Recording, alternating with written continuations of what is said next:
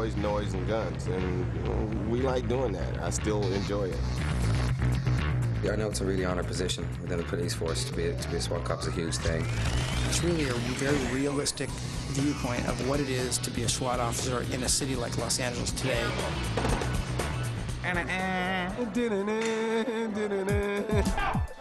Top Gun meets High Noon.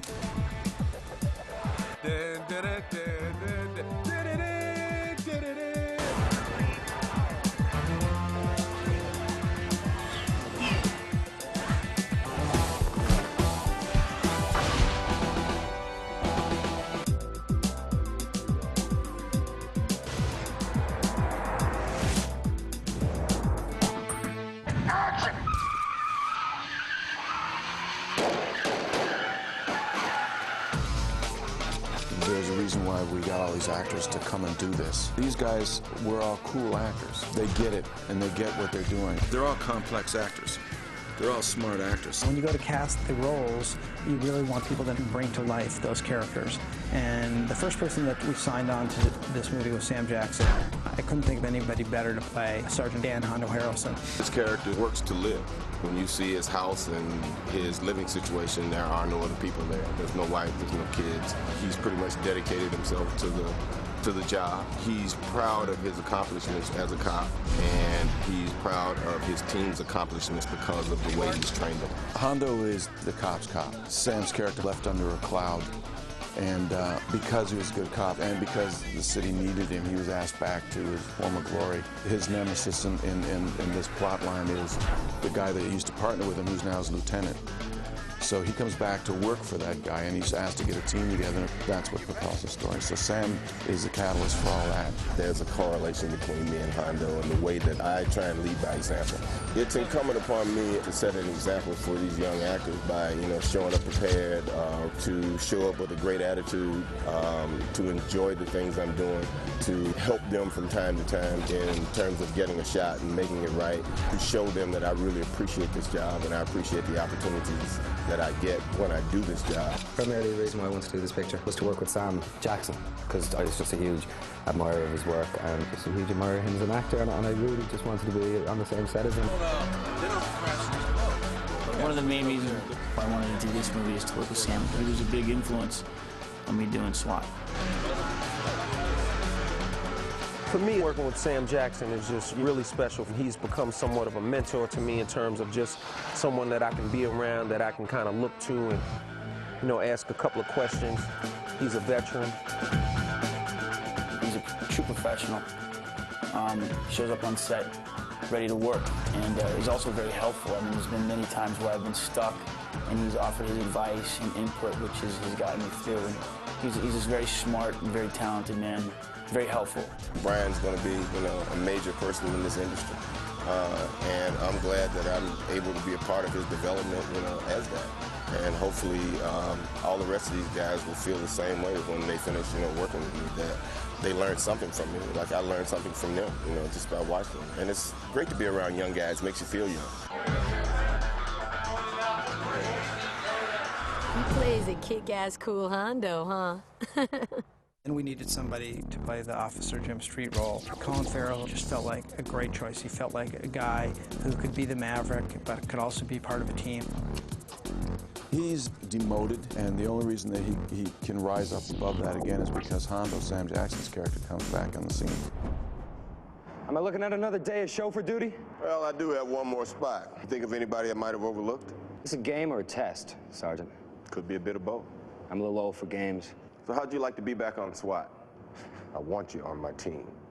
He's always been involved in the armed forces, probably always wanted to be since he was a little kid, and for the right reasons, you know, not for the power of having a gun, but just to do a little bit of good if you can, you know, and to be busy doing it, and to be, you know, liking the action and liking the danger aspect of it as well. But he's a pretty simple man who's happy with his apartment on the beach and, you know, going for a jog with his dog every now and then, and doing a bit of surfing and hanging out with a few beers. Colin and I really worked a lot on backstory. When we met for the very first time before the film started, we got along right away and ended up being, you know, soulmates in some sort of weird way. Like, you know, distant family. We really didn't have to work on too much camaraderie when it came to the locker rooms. We really wanted to try to put in some sort of history there, so I think we really wanted to make it real. We really tried to keep it real. Gamble assumes that he ratted on him. That's part of Gamble's troubles, is that he feels he was betrayed by his friend Street. Street is a damn good cop and a damn good SWAT officer, and he should be back on the force. He has to prove that they were wrong, he was right, and he belongs here. Colin, he's really become one of my favorite actors because he brings such truth to the work.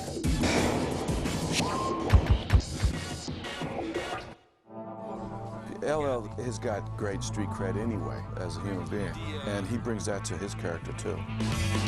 How you like that? Suspect headed south, west of Defiance. One black male in Lakers purple. What the hell you doing, Navy SEAL?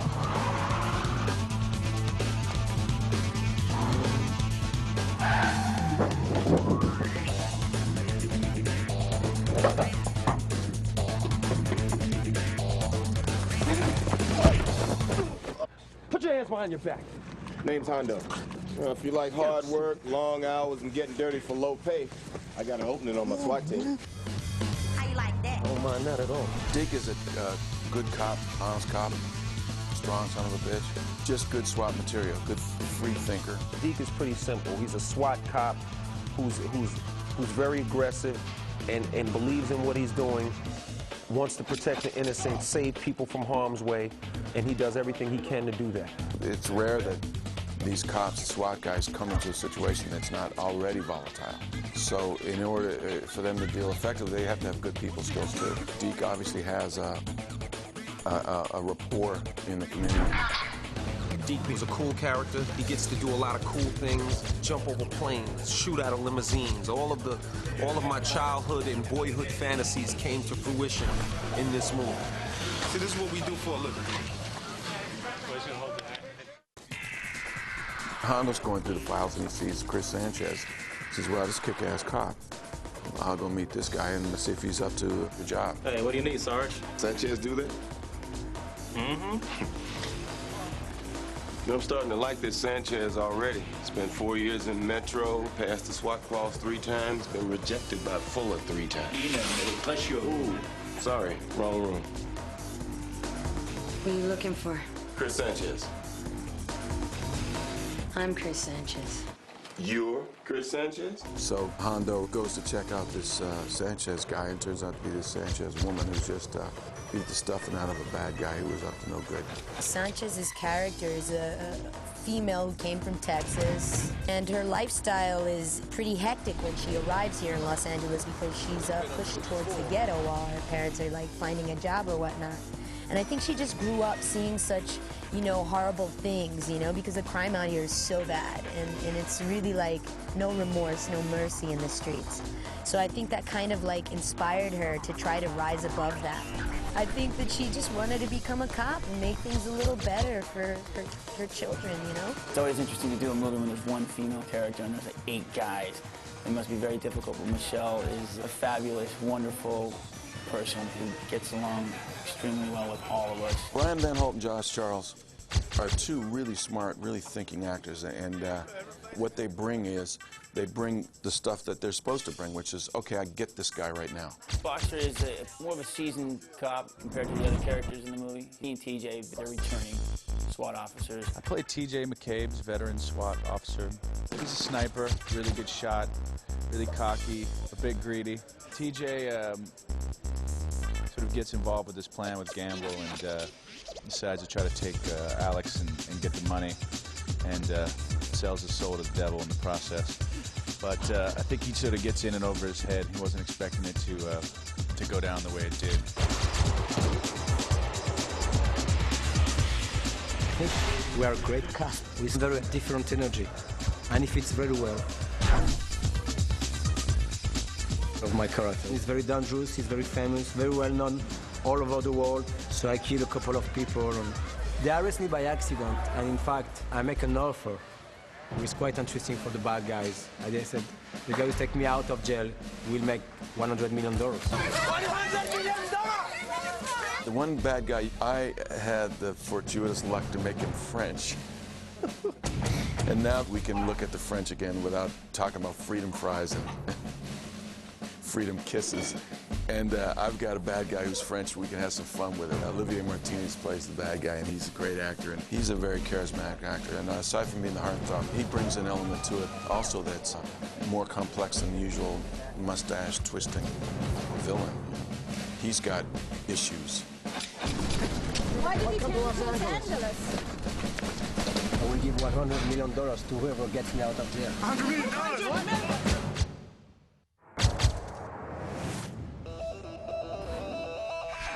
We put on a week SWAT school for the actors with live fire.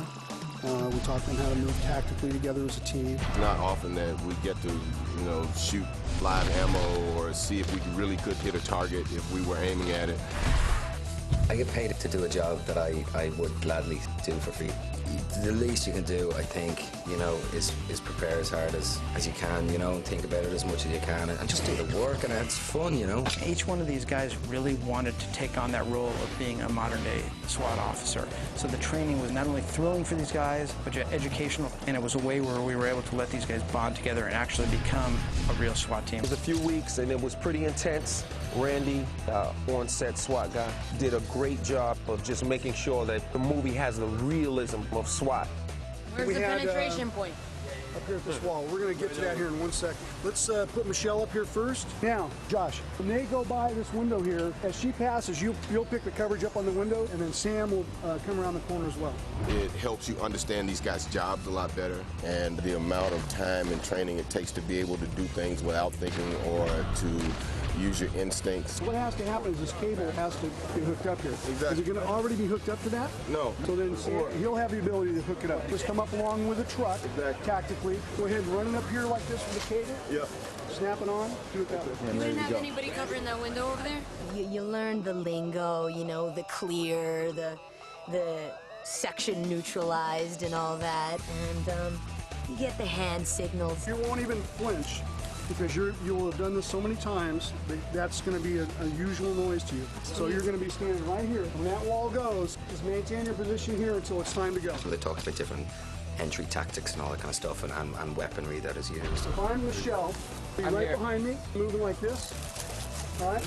We're coming around the tree. Sam is going to go out here and grab the cable and run the cable up. Meet us here. Right? And after you guys do this, you're just going to get in this position right here, and they'll hit it. We're actually doing what these guys do, and in certain moments like that, it's a little hairy. They taught us how to clear a room, how to approach a suspect in a hostage situation. You're first in the door. Oh, you're going second. We'll put you in. They taught us just the procedures in how you would approach a situation, whatever that situation may be. Bring them on in once. Okay, that way. 1, 2, 3, 4. Right up behind him. Let's let the shotgun go with him. Shotgun, MP5. That'll be a better way to go.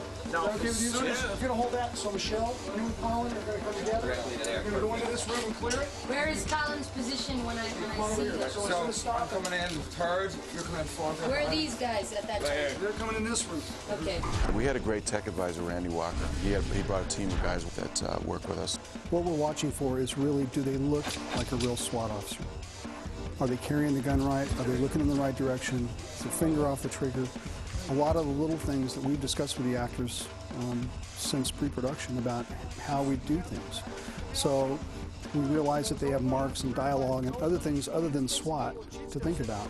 So we're kind of there to help remind them if we see something that they need to do to help further that portrayal. Probably like that. You'll probably walk up into one of these and then back here. I think that's how we cut.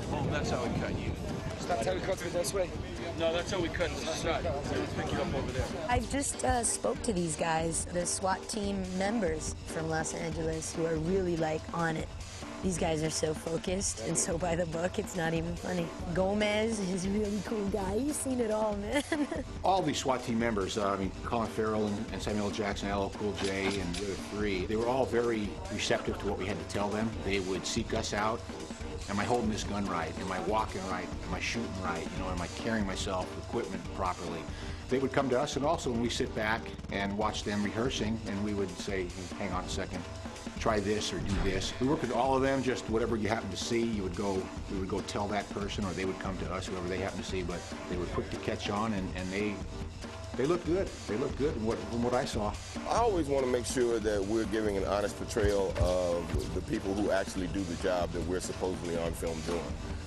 So I'm constantly asking Randy, who's our major consultant, if we look legitimate, if what I'm saying is something that would actually be said, so that when police officers are watching the film, they can look at it and say, that's right. Look, well, Sanchez wasn't over here? Yes, Right. Okay, good. And she'll be the first to see the guy. No, Sanchez is looking for the door. So you see leave the door? Well, what can happen is, as soon as this wall goes, we can put her into the fray. That's not a problem. What I learned from these guys, SWAT, how they go about doing what they do, what training is involved, and that gives it a sense of realism. Clark was so open, so concerned about making sure that everything was done authentic, and was always asking us questions and making sure that if things weren't done this way, that how should they be done, and he would change things to make sure they were right. I come from a family full of cops, so after talking with Clark, I saw a lot of respect for the SWAT officer. Trying to learn how to drive like an PD officer. We gonna go-kart racing after this?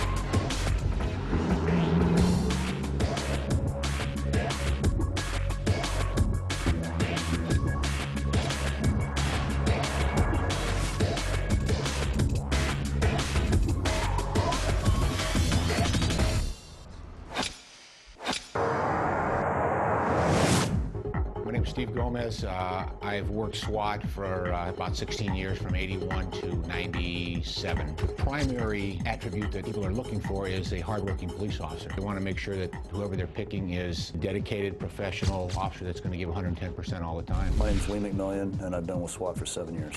For starters, it would have to be someone that's self-motivated, someone that knows what they want, that is willing to do all of the extra work that they're not going to be compensated for in recognition or monetarily. My name's Mike Baker, and I've been on the SWAT team for almost 10 years. They're looking for people that are good with the handgun, good with weapons, physically fit. Our training cycle is ongoing and progressive. It's a series of tests along the way, because there's not one incident that's going to incorporate all of the disciplines that we train in to work SWAT. We also have a lot of training that we do as far as movement, covert movement, which is entering a building and trying to locate a suspect who's hiding and trying to do that as quietly as possible. There's a lot of training involved, but in my own personal opinion, you can train forever, but nothing compares with an actual situation. I don't remember what my first call-up was, but I do remember that I was glad to get it. Mount up! We got the call.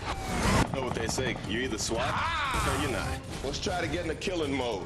I am in killing mode. So why are you smiling?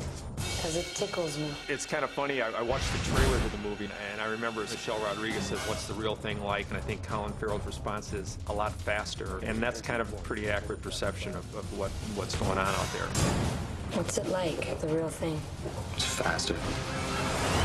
60 guys that train together, that work together constantly, that are engaged in life-threatening situations on a daily basis in the city of Los Angeles. So there's a very tight bond there within the SWAT team. It's a great group of people, and when the pager goes off or the phone call comes in, everything gets dropped, and it's all one group of people trying to solve a problem. I think I work with 60 of the finest men on the planet, and we spend so much time together in everything we do. It is very much like family.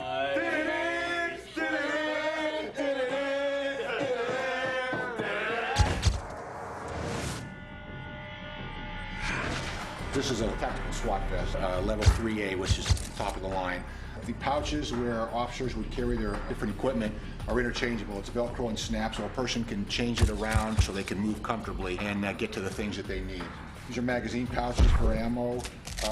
Just a variety of utility pouches that fit different magazines for the weapons. Radio would go on the back. So that's pretty much it. It just depends on the individual officer and how they would want it to set up.